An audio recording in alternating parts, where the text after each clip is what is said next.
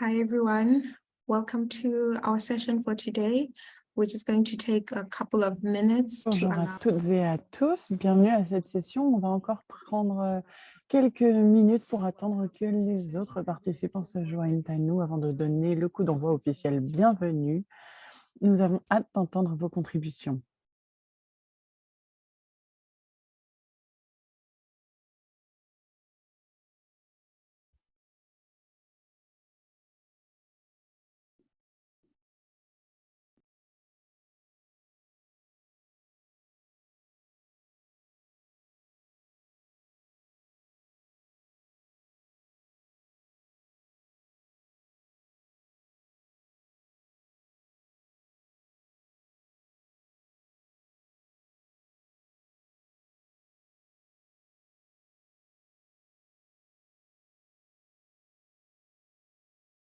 While we're waiting for people to join, can I also En just note that attendant que les gens se joignent à nous, j'aimerais vous dire que cette session se sera animée en français et en anglais. Donc, je vais vous demander de sélectionner en bas de votre écran le bouton Interprétation. Et ensuite, vous pourrez sélectionner la langue qui vous sied le mieux pour entendre cette session. Donc, si vous êtes anglophone, sélectionnez l'anglais afin que vous puissiez également avoir accès aux francophones. Et si vous êtes francophone, veuillez sélectionner le français afin de pouvoir entendre l'interprétation en français des différents orateurs anglais et anglophones plutôt.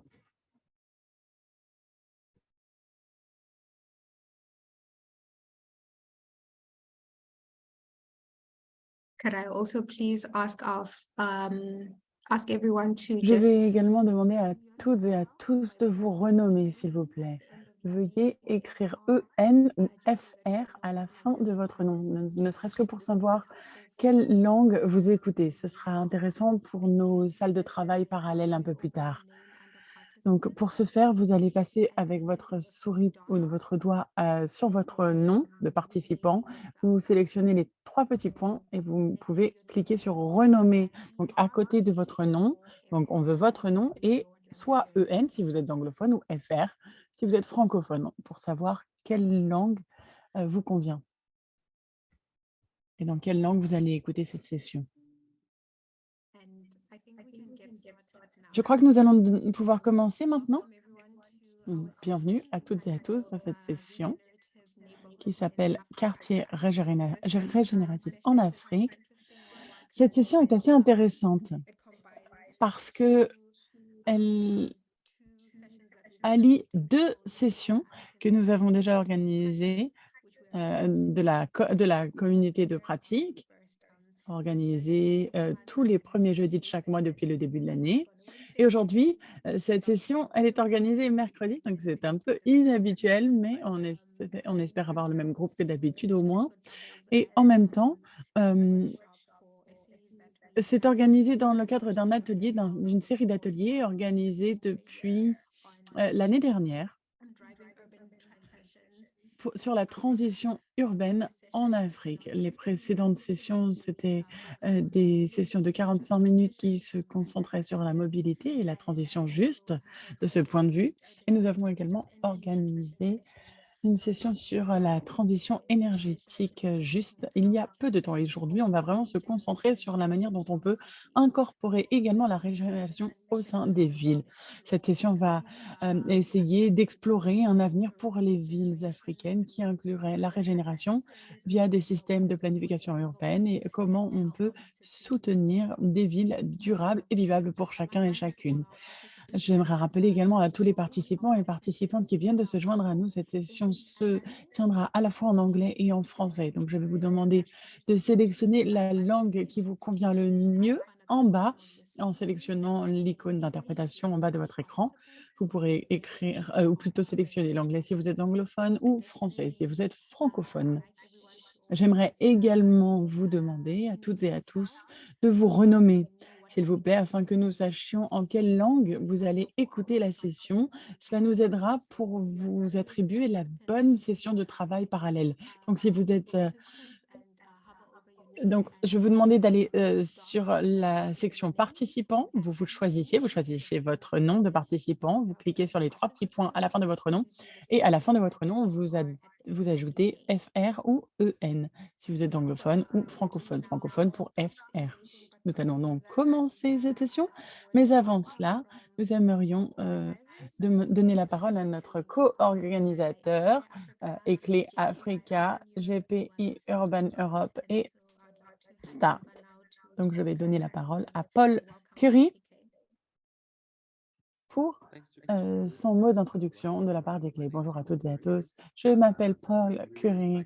Je suis ravie de vous souhaiter la bienvenue pour cette session où nous allons nous concentrer sur la circularité et comment ça s'applique aux villes africaines. On va essayer également de trouver des idées sur la transition et ce qui peut être une force motrice pour tout cela.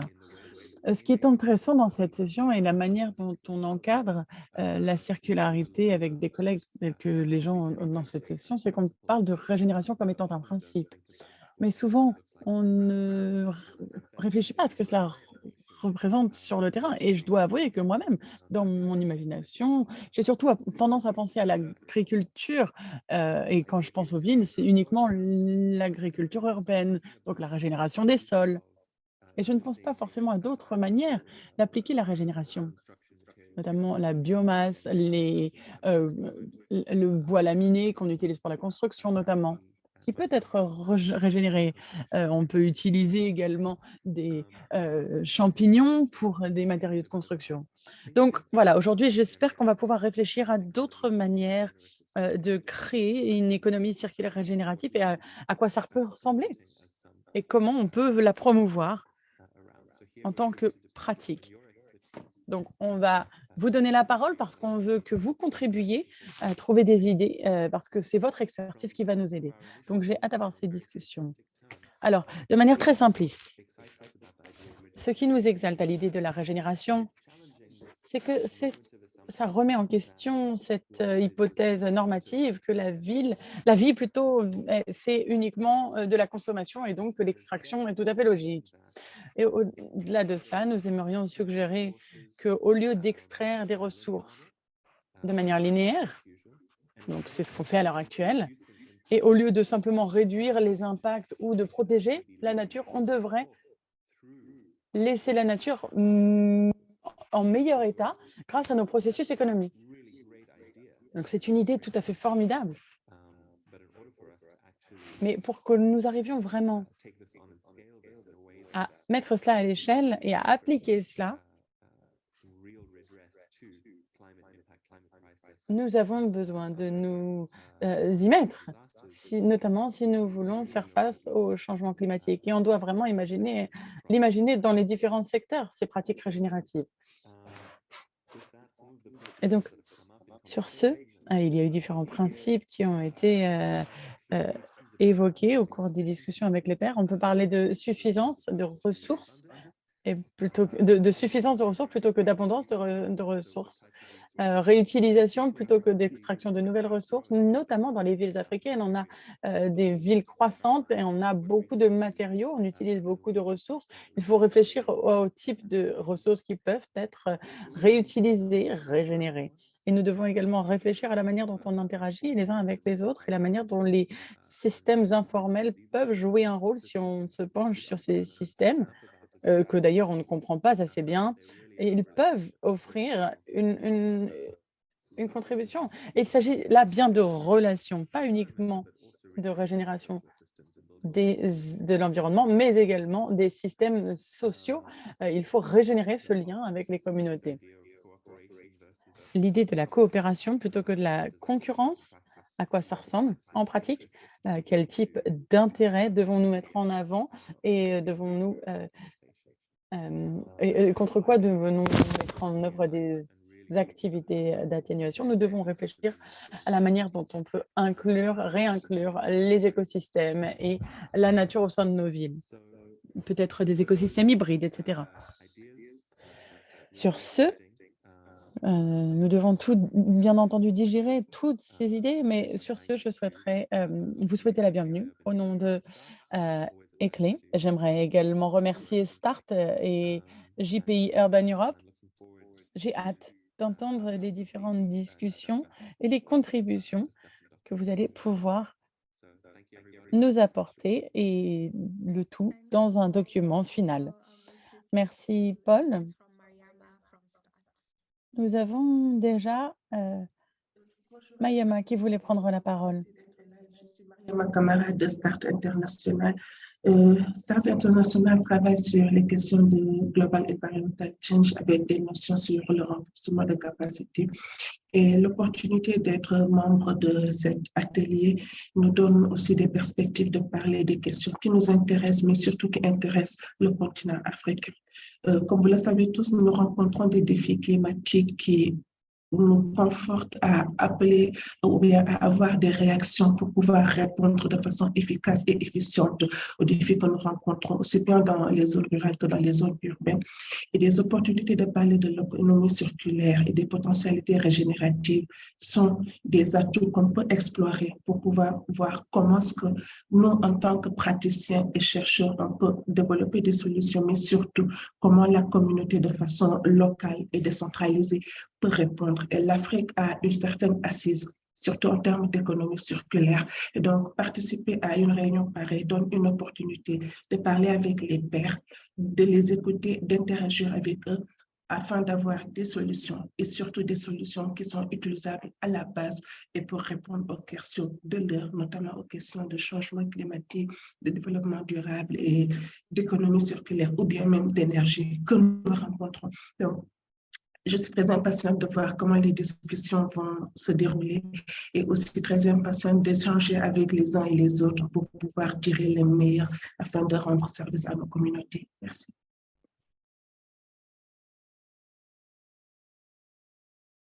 Thank you so much, Mariama. We'll now Merci move on infiniment, Mariama. Janas pour GPI Urban Europe. Merci beaucoup, Jokoudou. Merci à toutes et à tous de vous être rejoints à cet atelier. Je suis ravie d'organiser ce troisième atelier de cette série d'ateliers organisés avec Eclé Africa et Start.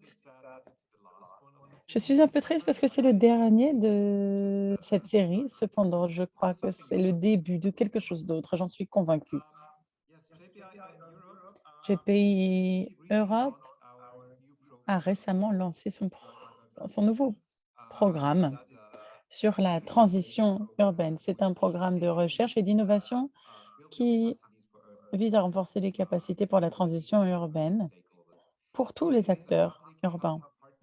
Il s'agit d'un PPP, partenariat public-privé. À l'heure actuelle, il n'y a que des pays européens et la Commission européenne impliqués. Cependant, nous espérons pouvoir étendre ce réseau à des ministères et des agences de financement en dehors de l'Europe. Et c'est la raison pour laquelle nous avons contacté ICLE et commencé à organiser cet atelier ensemble. La transition urbaine, généralement,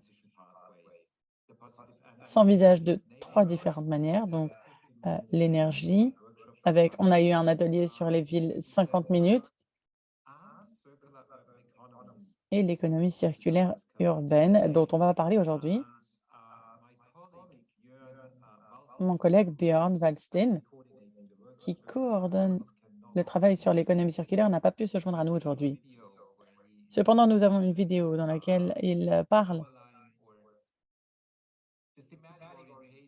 des orientations thématiques de cette voie vers la transition développée avec de nombreux acteurs urbains européens et des d'administrations publiques, des organisations de la société civile au cours d'une période de 2 ans. Et aujourd'hui, nous aimerions discuter avec vous de la manière dont cela peut s'appliquer aux réalités urbaines en Afrique.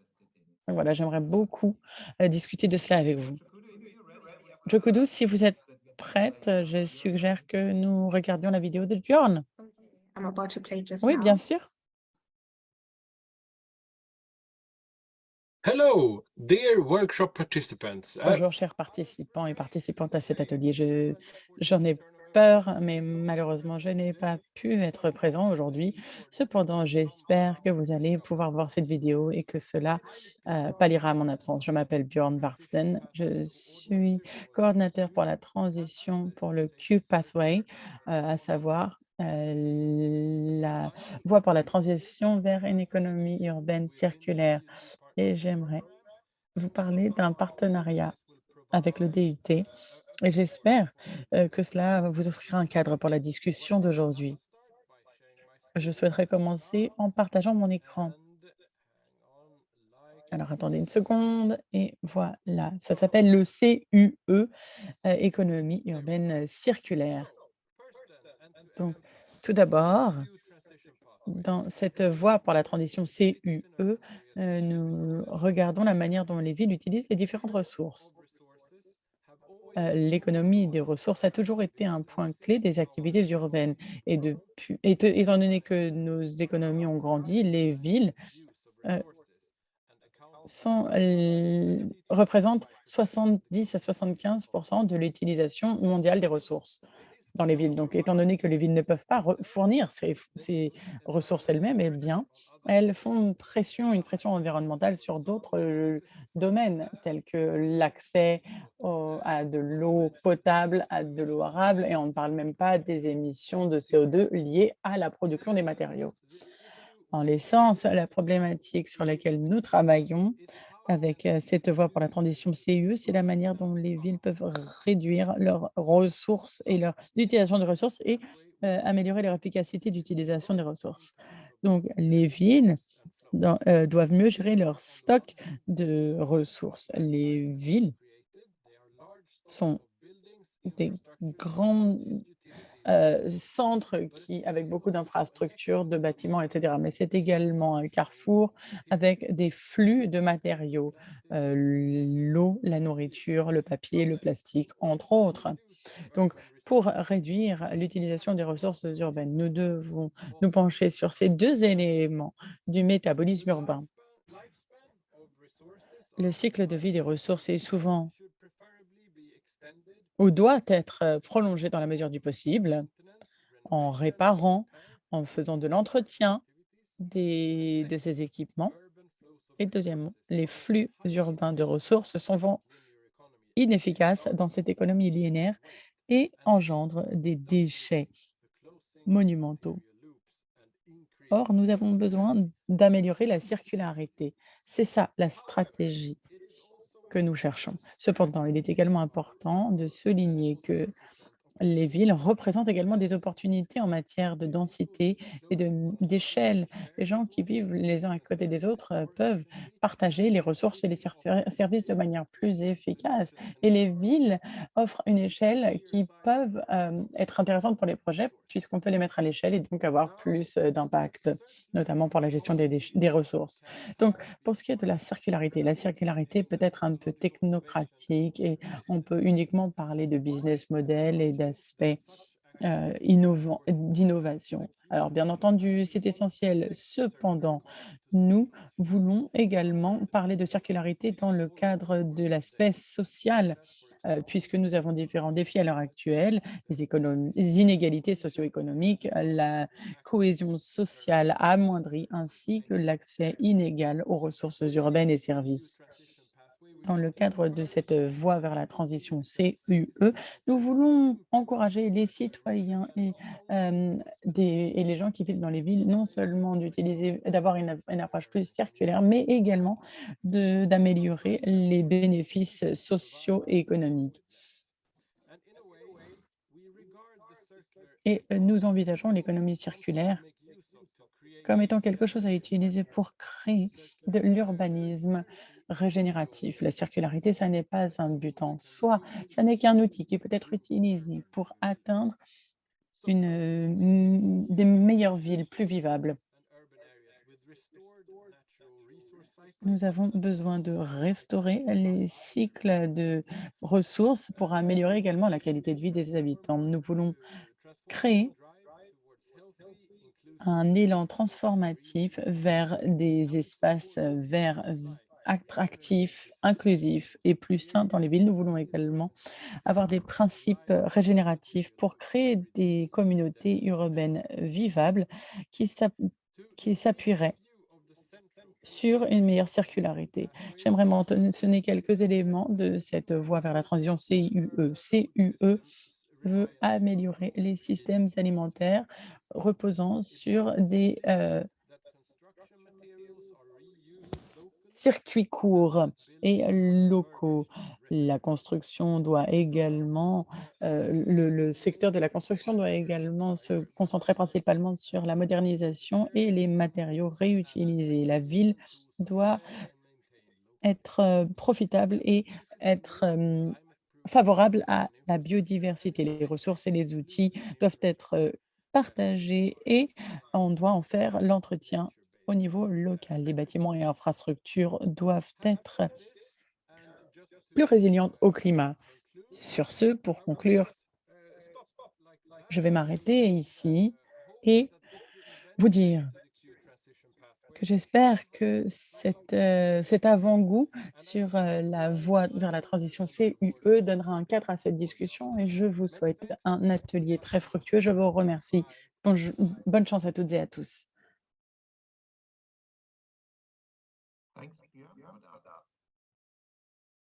Merci Björn. Oui, c'était une excellente vidéo, très bonne contribution qui donne effectivement un cadre à notre discussion.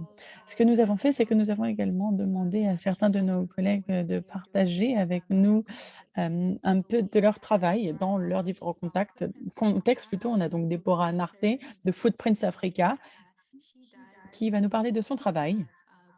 Nous avons également Adrienne Hill de Osmos qui va nous parler de son travail. Déborah, n'hésitez pas à parler de ce que vous faites au quotidien dans votre travail. Bonjour à toutes et à tous. Merci Jokudu de m'avoir présenté. Je crois que Paul a fait une introduction formidable. Il faut essayer de mettre en perspective ce que signifie régénératif. Et la présentation qu'on vient d'avoir en vidéo était excellente également. J'aimerais simplement dire que ça va au-delà de la discussion et du discours sur l'économie circulaire trop technocratique. On doit travailler sur l'économie circulaire également dans un cadre social.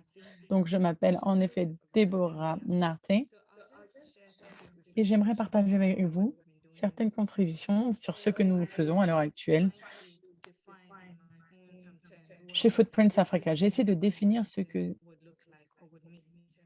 représentait et ce à quoi ça ressemblait les systèmes régénératifs. Et donc, je pense que c'est une synchronisation entre la société et la nature qui se projette vers l'avenir.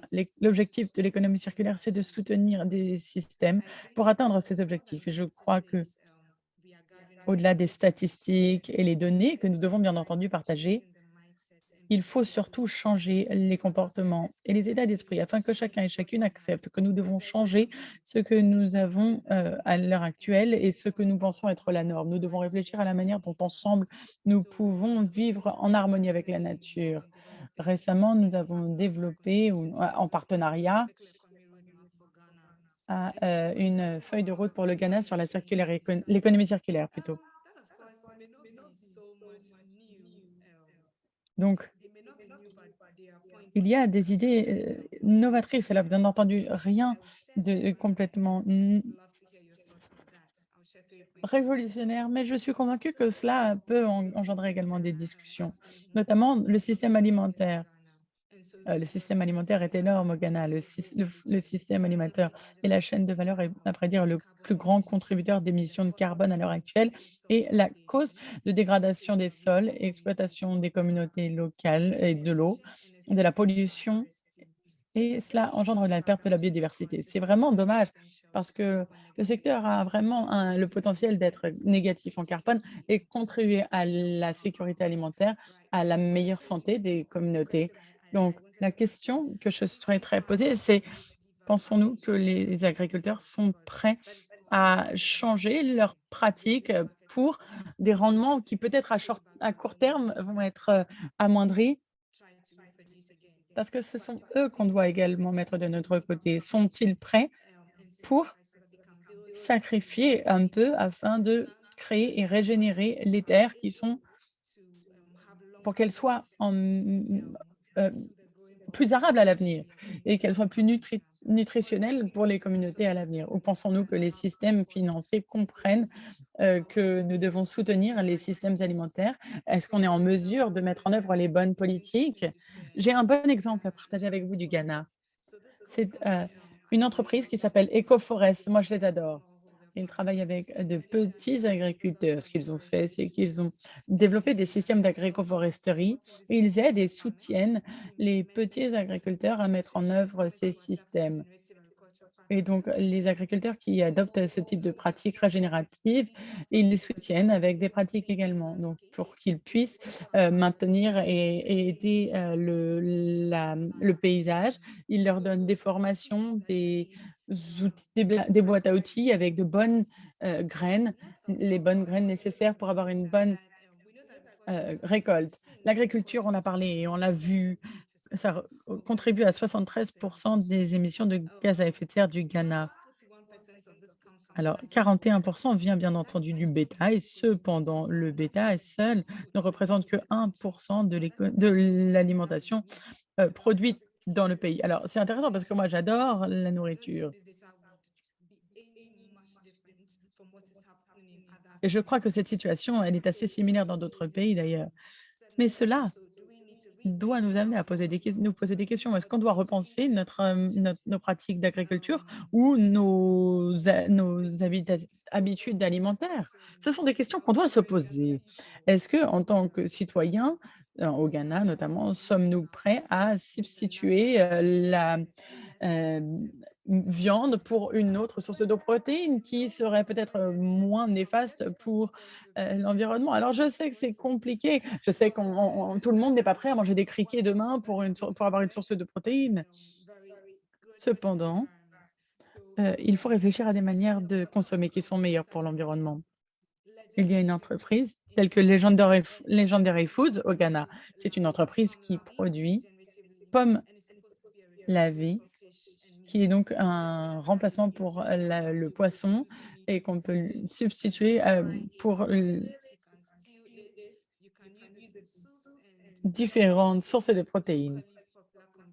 Et ça peut être également produit de manière locale. Donc, c'est intéressant, hein? Donc, pour conclure, et peut-être que vous ne voulez pas qu'on touche à ce qu'il y a dans votre assiette, et je peux le comprendre. On vit également dans des maisons faites de terre. Et on sait qu'il y a de plus en plus de bâtiments en béton. Mais on doit s'assurer et on doit en comprendre que 2 tiers de la pollution de l'air est à cause du béton. Et nous avons besoin de créer des logements. Nous le savons parce qu'il y a un vrai déficit.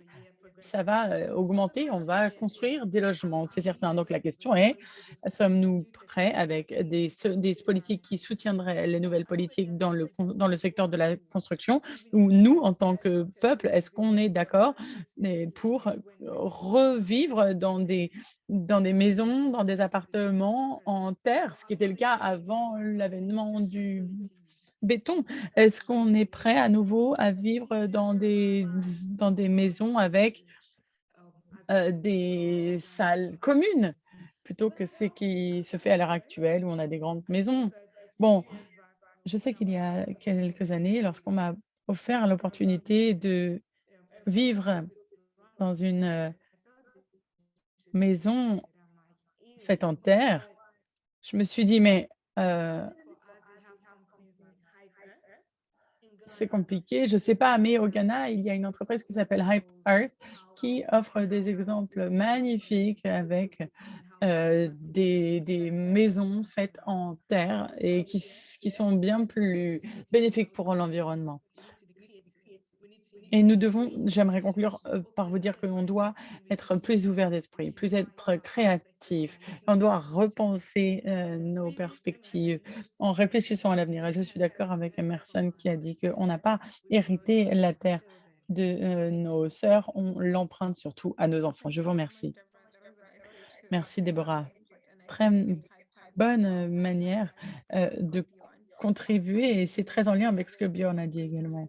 Vous nous avez parler de la manière dont on peut être innovant et comment on peut approcher l'économie circulaire et comment changer les communautés. Vous avez notamment mentionné les 3 éléments sur lesquels nous devons nous concentrer au-delà de l'économie circulaire. Il ne s'agit pas uniquement de mettre en œuvre les concepts, mais on doit réfléchir à la manière dont on peut garantir que on offre un accès égal aux ressources, mais également comment réduire les inégalités socio-économiques et améliorer la cohésion sociale. Je vais m'arrêter ici et je vais donc donner la parole à notre deuxième orateur, euh, Adrian Hill de Osmos Network. Merci, merci Déborah également d'avoir essuyé les plâtres. C'était assez provoquant ce que vous avez dit et je suis ravie de prendre le relais. J'étais coordinateur de développement de projet pour un projet qui s'appelle Cities in Making avec GPI. Johannes l'a dit. Maintenant, ce projet cherche une plateforme de financement plus large, notamment travailler avec le DUT. Et très rapidement, je vais parler de ce projet Cities of Making. Cities of Making se concentrait sur la production et ce que les villes doivent produire dans les villes européennes. Ça fait 70 ans qu'on voit la production et la production qui est surtout en dehors des villes parce que les villes et les terres dans les villes est considérée comme très précieuse et très chère. Et donc, tout est produit à l'extérieur des villes, très loin des villes. Et donc, on n'a plus cette connexion entre la ville et comment les choses sont fabriquées et, et où elles sont consommées. Donc, ça crée une tension en quelque sorte, car on valorise les matériaux et les choses très différemment quand on les fait, quand on sait comment elles sont faites, quand on avait ce lien avec ce processus de production plutôt. Et en 2017, on a commencé ce projet, Cities of Making, un projet en partenariat avec 3 villes, Bruxelles, Londres et Rotterdam. 3 villes tout à fait différentes, mais qui ont également beaucoup en commun.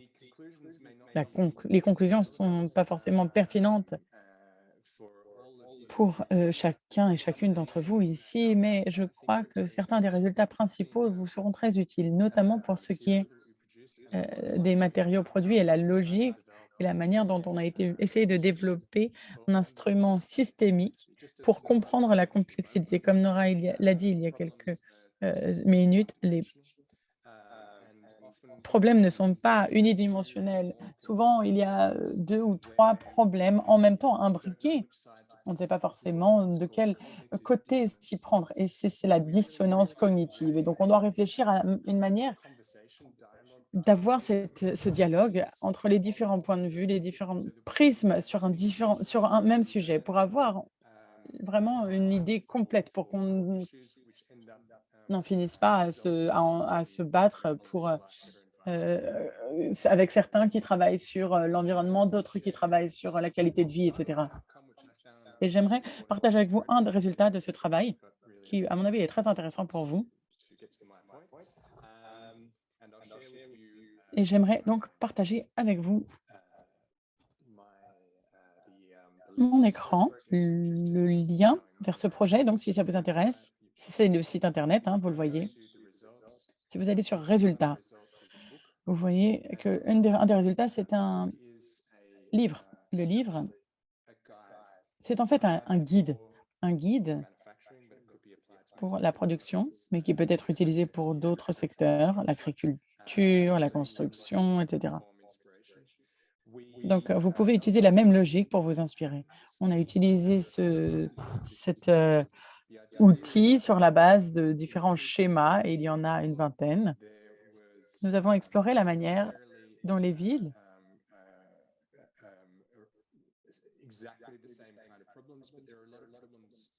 étaient confrontés à des problèmes qui étaient au final assez similaires, ou du moins que ces problèmes présentaient les mêmes résultats et les mêmes opportunités. Donc, quiconque a entendu parler de Christophe Alexander, un livre de... Il a écrit un livre que vous connaissez peut-être sur les schémas, et il a notamment écrit un livre qui s'appelle L'organisateur. Donc, c'est quelqu'un qui va faire la modération entre différents acteurs, et nous pensons que c'est un rôle important. Quelqu'un qui va soutenir l'innovation fédérée au niveau local. Et c'est un acteur qu'on a tendance à négliger à l'heure actuelle, qui aide à faire avancer les problèmes, qui crée le dialogue, qui fédère. Alors, c'est ce que nous, on a appelé en anglais le curator ou directeur, modérateur. Nous, on l'appelle comme ça parce que pour nous, c'est un rôle qui aide à créer le dialogue et à faire avancer les sujets.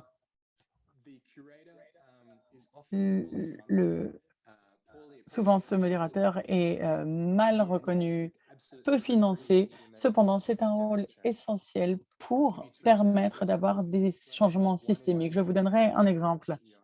Un exemple à Vienne. Diane connaît peut-être, il s'agit d'une organisation publique qui aide les entreprises à faire du commerce, à faire avancer les innovations avec ces entreprises. Notamment, elle développe la construction de panneaux solaires pour les toits, etc. Ou donc, quand les entreprises n'ont pas assez de temps, eh bien, elles peuvent se tourner vers ce type d'institution. J'ai un autre exemple à Londres, les gardiens des arches. C'est un espace, il y a des espaces en dessous des trains qui sont utilisés pour la production, et malheureusement, ils sont menacés à cause des coûts croissants et grandissants de l'immobilier. Et donc, il y a des organisations locales qui se sont fédérées pour utiliser cet espace de la manière qui les intéresse. J'ai hâte d'avoir des discussions sur d'autres exemples également. Merci, c'est un très bon départ pour cette discussion sur l'urbanisme régénératif. Et c'est une bonne inspiration. On va peut-être pouvoir parler de la manière dont on peut planifier des villes africaines à l'avenir et les principes régénératifs qui peuvent être appliqués dans ces villes. Merci beaucoup. Ce qui ressort de ce que vous avez dit, c'est surtout la collaboration. Il est essentiel de collaborer lorsqu'on fait de la planification. Où il est essentiel également d'inclure tous les éléments de l'économie circulaire. Quand on fait des partenariats, les partenariats améliorent l'impact. Étant donné qu'on a très peu de temps à partir, je vais donc donner la parole à Johannes pour nous parler de l'activité sur le fait d'envisager les systèmes urbains régénératifs. Donc, on va passer en groupe de travail. Johannes, vous avez la parole. Merci, Jokoudou. En effet, merci, Déborah. Merci. C'était très intéressant pour donner un cadre à cette discussion. Donc, nous aimerions maintenant vous inviter à créer votre vision de quartier régénératif. J'aimerais que vous nous disiez à quoi ressemblerait la vie dans les quartiers régénérateurs après la transition. Comment votre quotidien serait-il amélioré pour vous, pour vos familles et pour toutes ces personnes qui vivraient dans ces quartiers plus régénératifs? Et comment garantir la justice pour tous les résidents? Par exemple, les plus vulnérables, les personnes âgées, défavorisées, les femmes, les jeunes, etc. Et donc, nous avons préparé pour vous un tableau. C'est un outil qu'on utilise souvent en ligne. C'est assez similaire à Mural. Mural, comme vous connaissez peut-être, c'est très similaire. Donc, je vais vous montrer comment l'utiliser, ce tableau de concept Vous allez pouvoir cliquer sur le lien et vous allez trouver quelque chose de ce type, une page dans votre navigateur. Comme Jokuto l'a déjà dit, on va vous envoyer dans des salles de travail. Il y aura un modérateur, quelqu'un de l'équipe.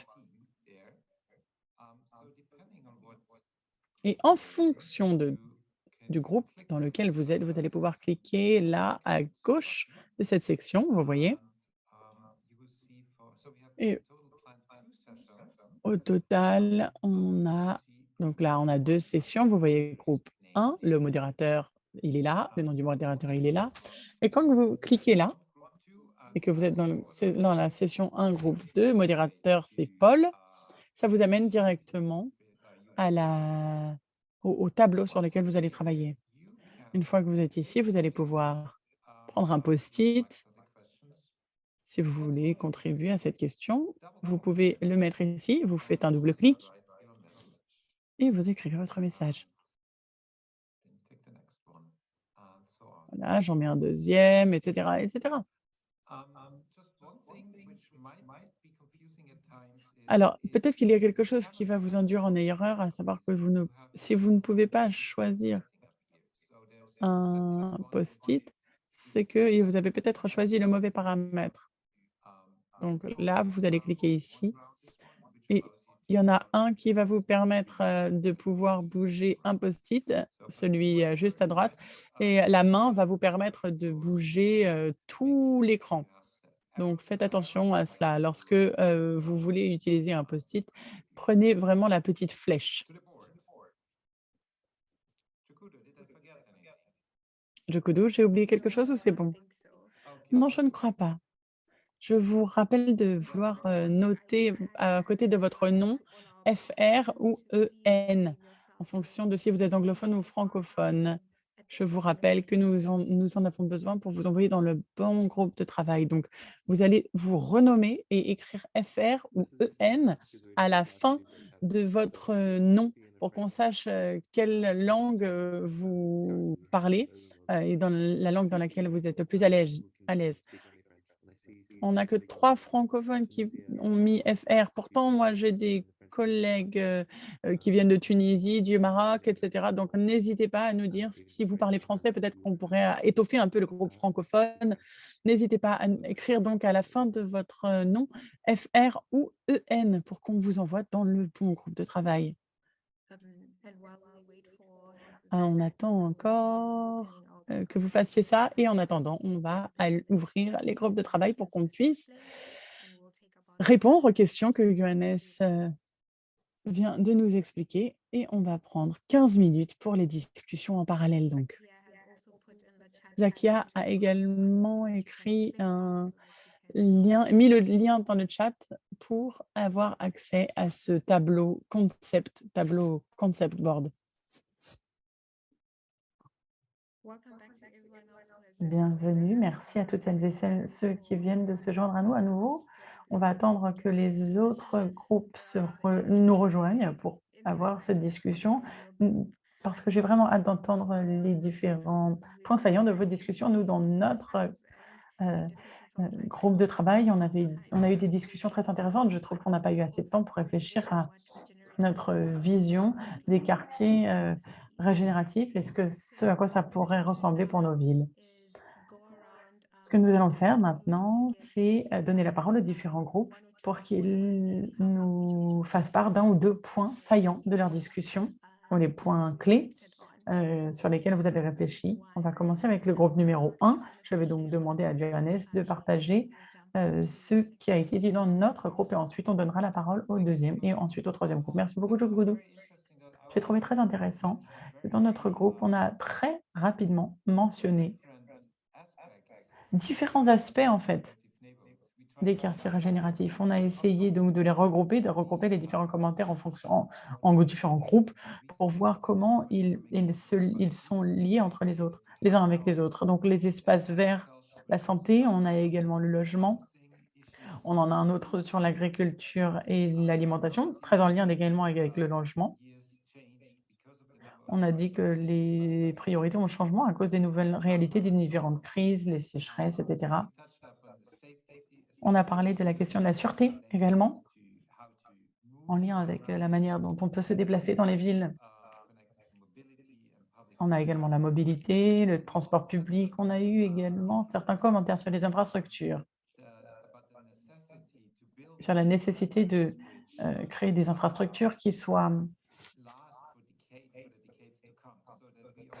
durables pour les décennies à venir. Donc, on le sait d'ores et déjà, les défis à venir avec les nouvelles réalités climatiques, mais également la demande changeante.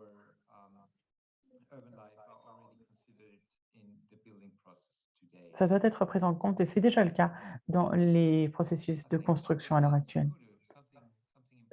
Je crois que c'est tout. Jokoudou, j'ai oublié quelque chose? Non, vous avez à peu près dit tout ce qui a été évoqué. Ce que j'ai apprécié dans nos discussions, c'est qu'effectivement, on a eu on a parlé de nos expériences dans nos propres villes. L'un de nos participants a parlé de ça, de son changement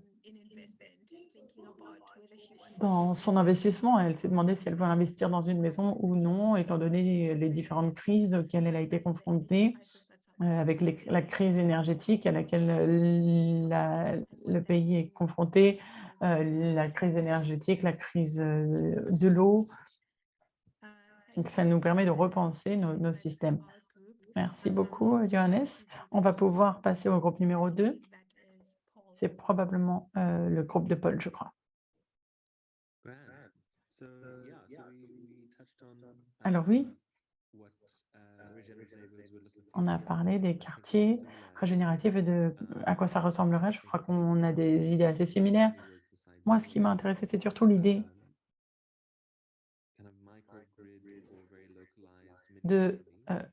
d'économie très locale avec des mini-réseaux, micro-réseaux, le lien avec les quartiers, les communautés locales et l'utilisation des ressources, le partage des ressources, ce qui peut être utilisé, partagé, réparé.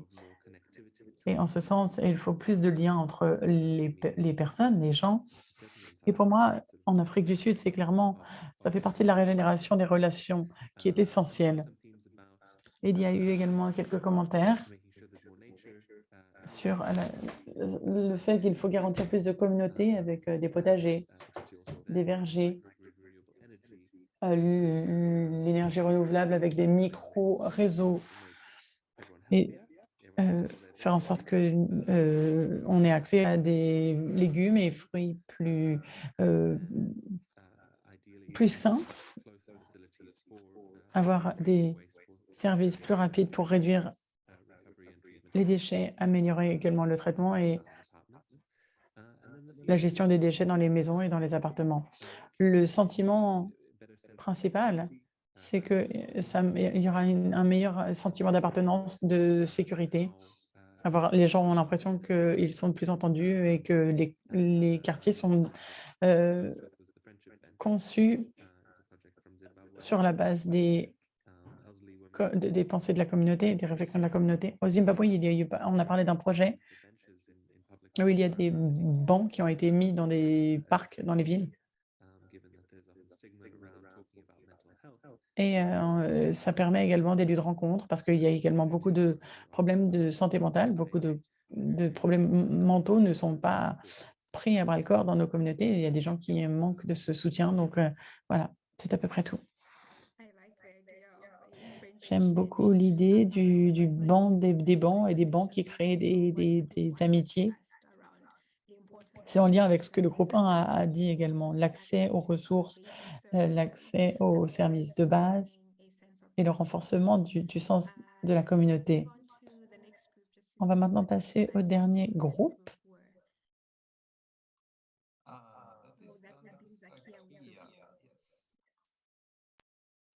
Okay, so from our group, Alors, dans notre groupe, nous avons tout divisé en 3 différentes couleurs. Première question, bleu, vert.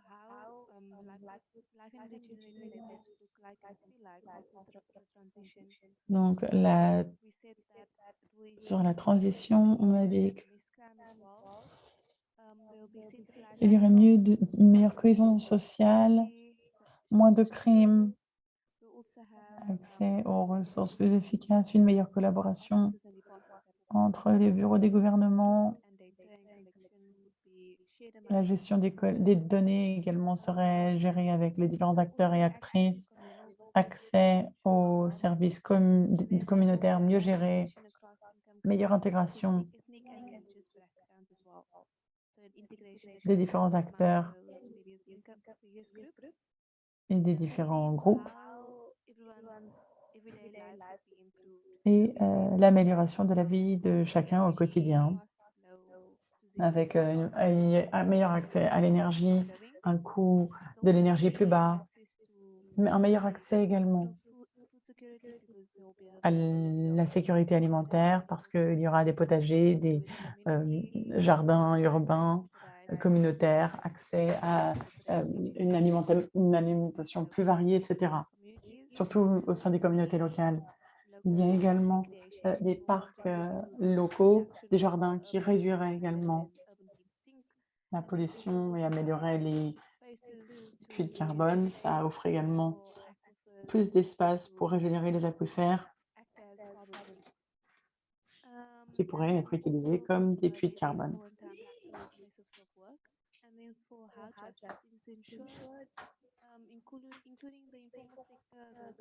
Le secteur informel également verrait ses conditions améliorées, il travaillerait de manière plus sûre et avec un salaire plus décent. Et ça offrirait des opportunités économiques, de meilleures conditions de travail. Il y aurait également plus de services pour les personnes défavorisées et les personnes âgées, pour qu'ils soient plus indépendants. Et voilà, des communautés qui prendraient part aux prises de décision et la consultation des jeunes. Voilà, c'est ce que nous avons dans notre groupe. Merci. Merci, Zakia. En lien avec ce que vous venez de présenter et le cadre qui a été donné par les différents orateurs, Déborah, ainsi que Adriane et Bjorn, on a parlé de l'importance d'inclure les éléments sociaux à l'économie circulaire, ainsi que, à nouveau, la connexion. C'est très en lien avec ce que les autres groupes ont discuté. On va passer maintenant au dernier groupe. Mariama, allez-y. Merci, Jokoudou. Ce qui est ressorti, c'est que dans ces nouveaux quartiers, il va y avoir un aspect social et communautaire qui va être très développé et surtout des bonnes pratiques de consommation qui vont avoir une conscience écologique très présente en vue de ne pas trop dégrader l'environnement et surtout que il y a des suggestions aussi d'avoir des transports plus durables avec des recommandations peut-être de revoir s'il y a des possibilités d'utiliser des transports moins polluantes comme le transport pédestre et des autres alternatives. Il y a aussi dans les quartiers aussi les bénéfices que ça peut apporter, donc de profiter d'un meilleur cadre de vie moins pollué, d'avoir aussi des améliorations côté santé, hygiène et surtout d'avoir un accès à un environnement beaucoup plus simple et des possibilités de créer des green jobs pour les femmes et les jeunes et aussi des instruments, oui, c'est revenu, les instruments de mobilité qui sont beaucoup plus répondants à un environnement sain et une résilience aussi, développer une résilience face au changement climatique.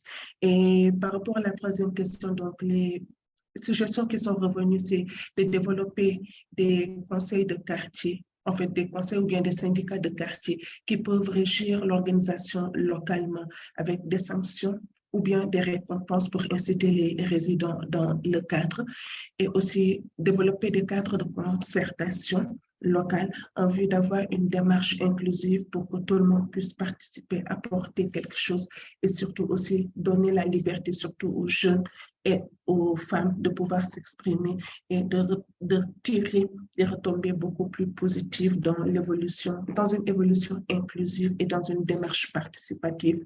Par rapport à la dernière question, nous n'avons pas eu trop de temps de débattre dessus, mais globalement, ce qui est retenu comme potentielle définition, c'est un quartier qui est à énergie positive, qui a une bonne un bon système pour la production de nourriture, de valorisation des biodéchets, donc un support d'économie circulaire et une mobilité douce, donc une mobilité qui est répondant aux normes environnementales et surtout à l'éco-construction.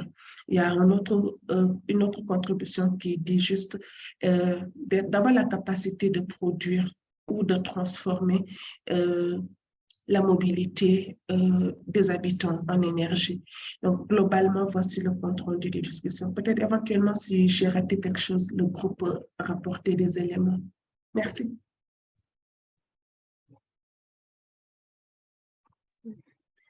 Thank you, Mariama, for the insights from your Merci group. beaucoup pour votre groupe, pour ce commentaire sur votre groupe. Ce qui m'interpelle, c'est surtout l'importance de parler d'économie circulaire, de pratiques régénératives avec les membres de la communauté pour que les membres des communautés comprennent ce que ce concept signifie et comment l'appliquer pour eux-mêmes. Je suis d'accord avec vous que certains éléments n'ont pas forcément été peut-être certains éléments ont été oubliés dans les groupes, donc n'hésitez pas avec les restitutions, on oublie toujours certains éléments, donc n'hésitez pas s'il y a des choses que vous voudriez vraiment souligner dans le cadre de ces discussions.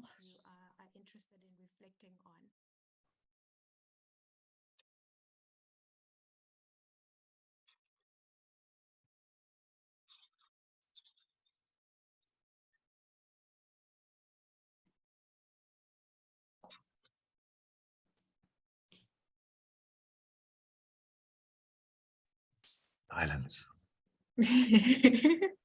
I'm trying to give people a moment to actually reflect. Je donne un peu de temps aux gens pour réfléchir. S'il y a des éléments de la restitution qui manquaient, n'hésitez pas, ou s'il y a des choses que vous aimeriez ajouter, c'est le moment. En attendant, je voudrais simplement vous dire que Chris a mentionné un point un peu plus tôt. Quand on revient des groupes de travail, veuillez à nouveau sélectionner l'interprétation. Comme ça, quand vous revenez des salles de travail et que vous revenez en salle principale, eh bien, vous pourrez entendre l'interprétation de manière générale dans la langue que vous souhaitez, puisque sinon, ça va être désactivé. L'interprétation sera désactivée. Donc, au terme de ce premier exercice, eh bien, je pense qu'on va pouvoir passer au deuxième exercice, deuxième activité. Johannes, à nouveau, je vous donne la parole. Vous allez pouvoir nous expliquer ce dont on va parler pour la prochaine session. Alors, maintenant, on va capitaliser sur vos commentaires précédents. Ici, vous avez réussi à créer une vision. Vous avez identifié différents aspects qui sont pertinents pour des quartiers régénératifs dans vos villes ou dans vos villages. Et maintenant, nous aimerions vous inviter à réfléchir à la manière dont on peut faire de cette vision une réalité. Imaginez-vous vivre dans ces quartiers régénératifs que vous avez conçus pendant la session précédente. Comment est-ce que vous avez fait en sorte pour que cette vision devienne une réalité? Qui était impliqué? Et comment s'est passé le processus de transition? Et ça, c'est à gauche, et donc à droite, on va également réfléchir aux obstacles et aux défis auxquels vous avez été confrontés pour faire de cette vision une réalité. À nouveau, on va passer en groupe de travail. Vous allez pouvoir trouver ici la feuille sur laquelle vous travaillez. Vous cliquez ici sur la session 2 ou pour le groupe dans lequel vous êtes, pour Paul, ou alors le groupe 1 avec Jokudo et moi-même, ou Zakia, ou Mariama.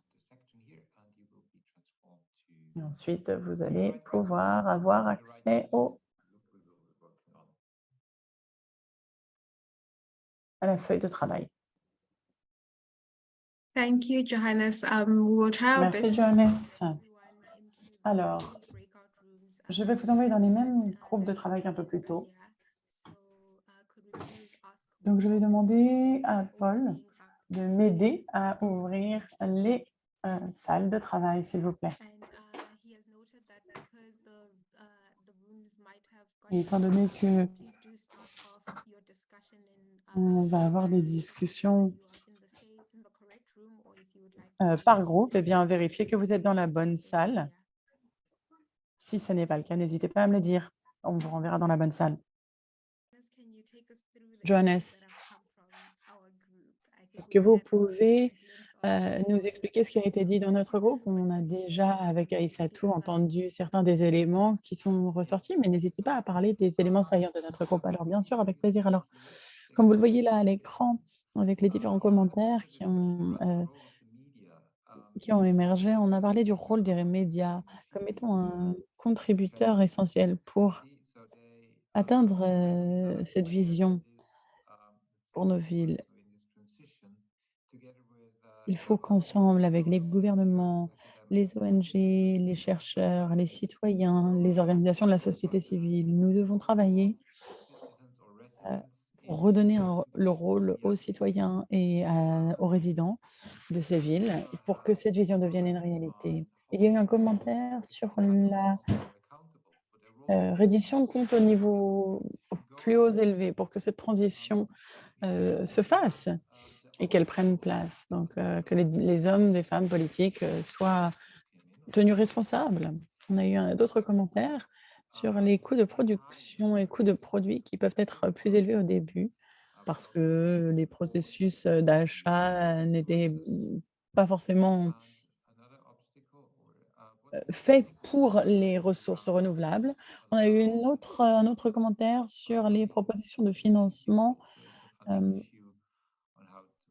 et la problématique des financements pour faire que cette vision prenne vie.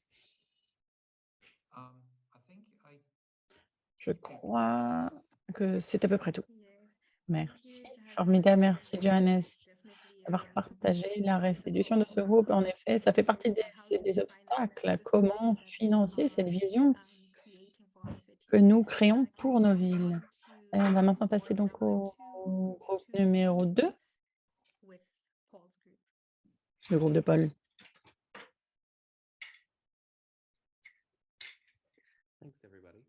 Merci à toutes et à tous. Moi, ce qui m'a paru vraiment intéressant dans les discussions,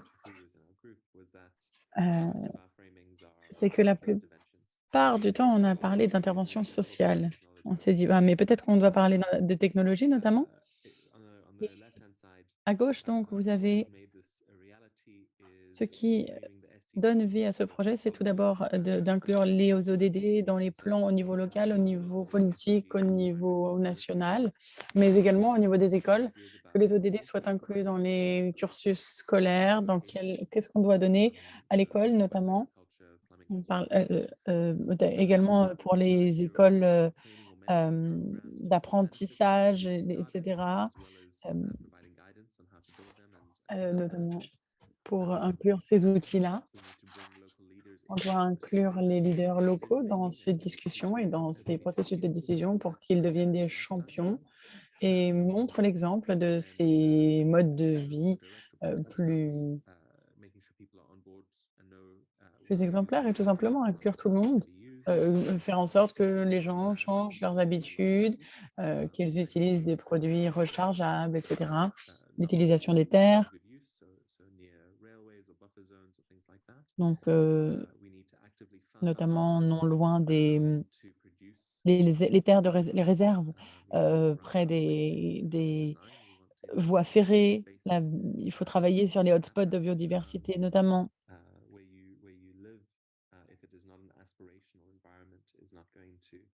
On m'a dit également que cette vision rendrait les gens plus heureux parce que si on n'est pas heureux de l'environnement dans lequel on vit, eh bien, ça n'a rien d'exaltant, surtout pour les jeunes. On a parlé également des obstacles à surmonter.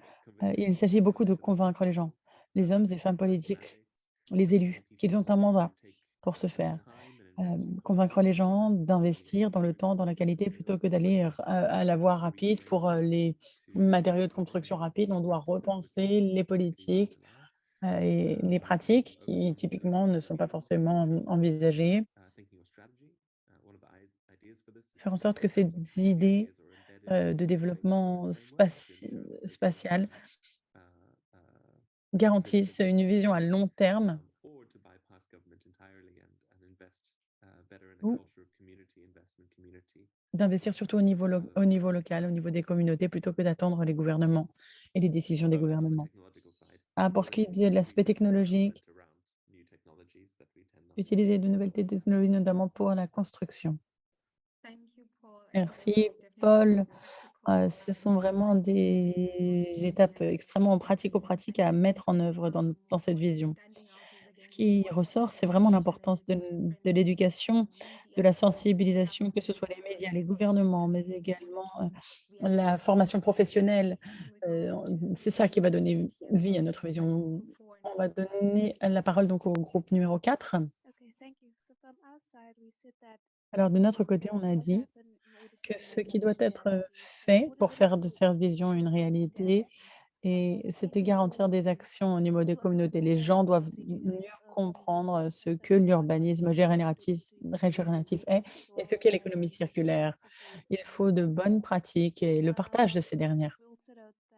Nous avons également dit que nous avons besoin de leaders jeunes qui comprennent l'urgence de l'action. Il faut qu'ils euh, prennent des mesures également. Il faut atteindre les objectifs mondiaux.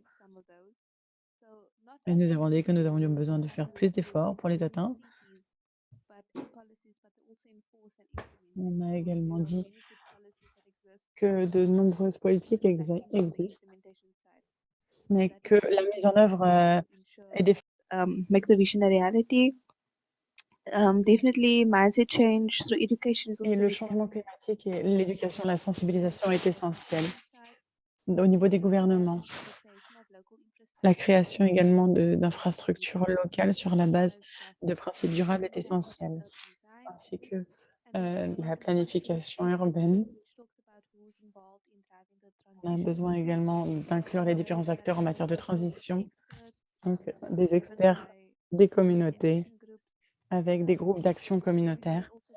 active and involved in planning and the execution of La planification, l'exécution des actions, dissocier également les actions des promesses gouvernementales. And then another thing, we also have active and meaningful On a également la responsabilité, la RSE est essentielle pour montrer l'exemple de la part des entreprises. Ça pourra aider également pour la transition. Pour ce qui est des obstacles et des défis que nous devons surmonter pour faire de cette vision une réalité, il y a le fait que les agendas politiques ne sont peut-être pas en ligne. Mais nous avons besoin de processus d'achat plus verts qui doivent être mis en œuvre et que les gouvernements les mettent en œuvre pour trouver également des solutions innovantes à ces problèmes.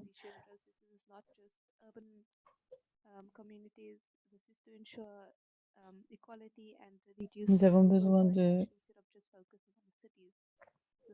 communautés rurales qui soient incluses dans ce processus de transition. On a également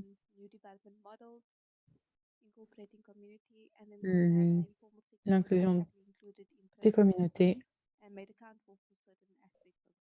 et la reddition des comptes de la part des élus. Voilà, c'est tout de notre côté. Merci, Zakia. Excellente contribution de votre groupe. Vous avez parlé de certains des principes que nous utilisons chez Eclé en matière d'économie circulaire. Notamment, ce qui me frappe, c'est repenser nos systèmes politiques pour vraiment réaliser cette vision d'ici 2032. On a parlé des ODD et d'autres cadres, d'autres objectifs dans d'autres villes et d'autres pays ont déjà mis sur pied. Est-ce qu'on peut donner la parole à notre dernier groupe? Mariama?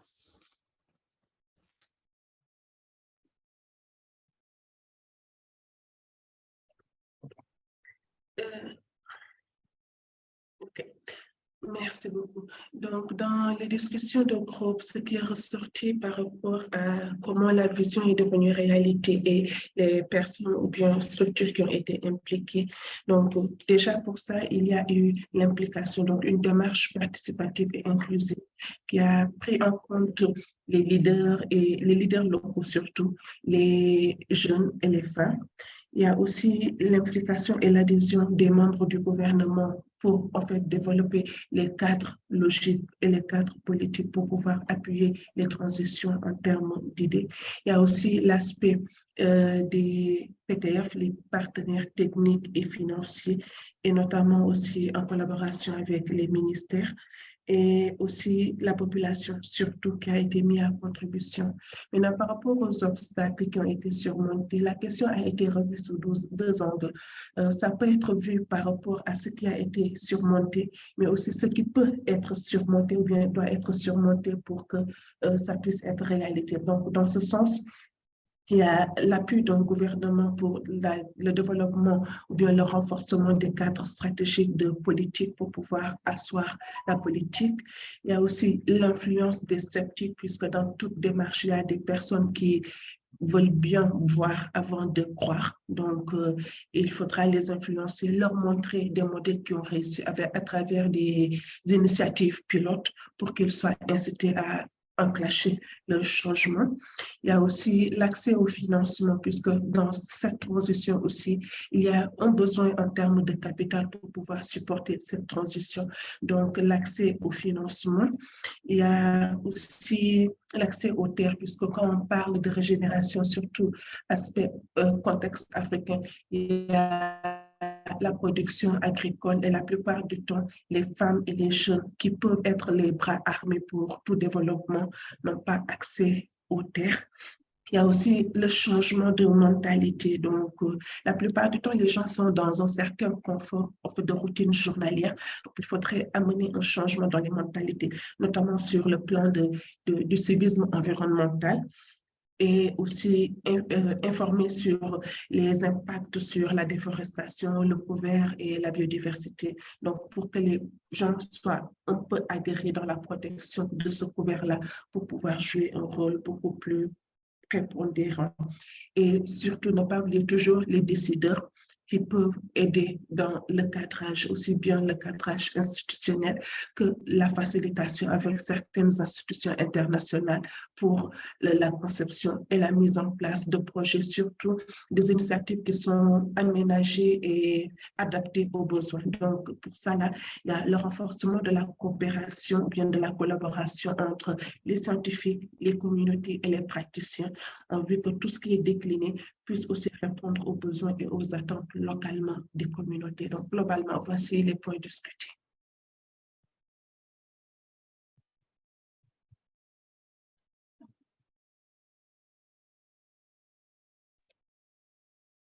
Thank you so much, Mariama. Merci beaucoup, Mariama, pour ces contributions du groupe numéro 4. Clairement, c'était très précieux également.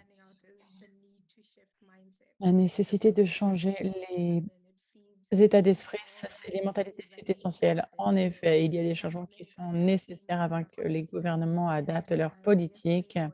Les différents cadres sont nécessaires pour soutenir cette transition et l'inclusion de certains principes dont on a parlé. On a parlé notamment de l'importance de garantir la participation à ces processus.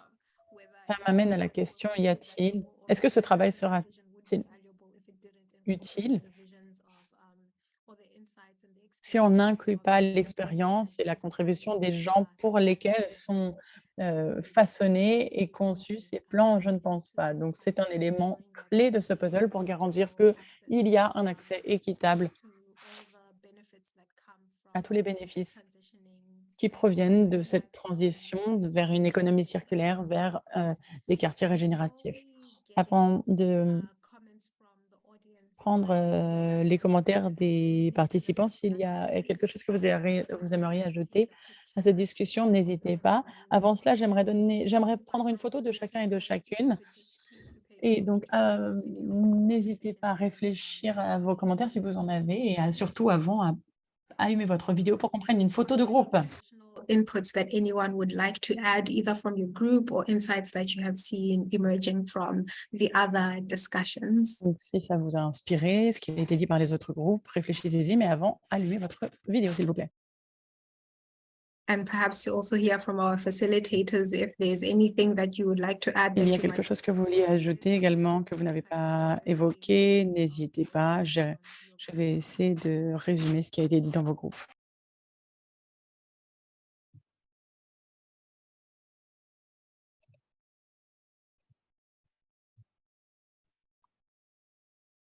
My If, sense is we've all absorbed a lot. Yes. So yeah, thank you everyone for the inputs and for sharing. Merci à toutes et à tous vraiment d'avoir partagé vos points de vue. Merci infiniment.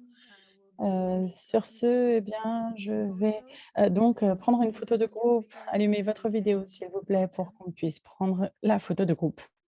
We're seeing a lot more faces coming up. It's so nice to see everyone's faces. Je suis ravie de voir vos visages.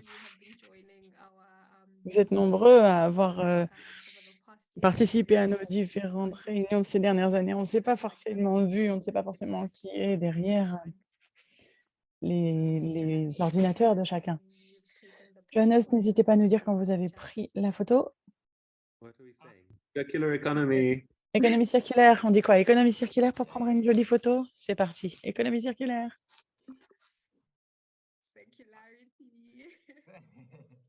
I think I got. C'est bon, j'en ai une. Let's take one more. 1 second. 3. Une dernière. 3, 2, 1. Now. All right, I got it. Thank C'est you. bon, j'ai une jolie photo. Merci à toutes et à tous. Merci beaucoup. Avant de conclure, je le sais, c'est normalement l'heure de fin de cette session, mais pendant quelques minutes, j'aimerais remercier chacun et chacune de votre participation. Merci de votre participation, de votre contribution. Et également, j'aimerais donner la parole à Johannes qui a co-organisé cette session avec moi aujourd'hui. N'hésitez pas pour la conclusion, Johannes. Merci infiniment de vous être rejoint à nous pour cette discussion, d'avoir participé. J'ai beaucoup appris aujourd'hui à nouveau. Et je voulais, c'est vraiment, comme je l'ai dit au début, c'est probablement le dernier atelier de cette année organisé avec Start et Clé. Chaque atelier a été à chaque fois un vrai plaisir. C'était excellent de voir combien ce programme et cette voie vers la transition développée en Europe peut être pertinent pour les réalités africaines. Cela montre bien combien il y a du potentiel pour l'échange, l'échange de bonnes pratiques et de savoir entre les pratiques. Fédérer les communautés, c'est très utile. On a vraiment parlé aujourd'hui de points très, très intéressants. On a parlé notamment d'économie circulaire, de solutions basées sur la nature, d'agriculture, différents aspects sociaux également, l'engagement des communautés. Et on a vraiment parlé de sujets extrêmement intéressants. J'aimerais également inviter chacun et chacune des participants, chacune des participantes à vous joindre à notre prochain atelier, le prochain sur l'économie circulaire, le 14 décembre, un atelier en ligne. Et nous allons vous envoyer les invitations. Ce serait un plaisir que vous vous joigniez à nous, que vous puissiez contribuer. Ce serait formidable également que vous puissiez rencontrer des collègues européens, car on n'a pas invité beaucoup de gens européens pour cet atelier, car nous voulions vraiment échanger avec vous. Voilà. Merci à toutes et à tous. Merci aux participants et aux participantes. Merci à Eclé, merci à Start. C'était un plaisir d'avoir organisé cet événement avec vous et nous allons bien entendu revenir vers vous avec un rapport, une publication sur les expériences, les résultats de cet atelier également organisé. Et j'espère que nous allons pouvoir ensemble réfléchir à de nouvelles activités à organiser l'année prochaine. Merci, Johannes. En effet, on a vraiment adoré co-organiser ces événements avec vous. Sachez également que pour ce qui est de la communauté de pratique, ça n'est pas le dernier atelier. Donc, nous allons continuer à en organiser et pour faire en sorte que cette plateforme reste active. Donc, on a vraiment hâte de vous retrouver dans les sessions à venir. Je vous rappelle également qu'une semaine après la session, on envoie toujours un résumé des différents éléments saillants de nos discussions. Donc, n'hésitez pas à les regarder la semaine prochaine. Nous vous enverrons également l'enregistrement de cette session avec les différents points saillants. Merci à nouveau à toutes et à tous. C'était une discussion extrêmement agréable. Merci. Bonne journée. Au revoir. Thank you. Thank you. Bye all. Thank Thank you. you. Bye. Bye.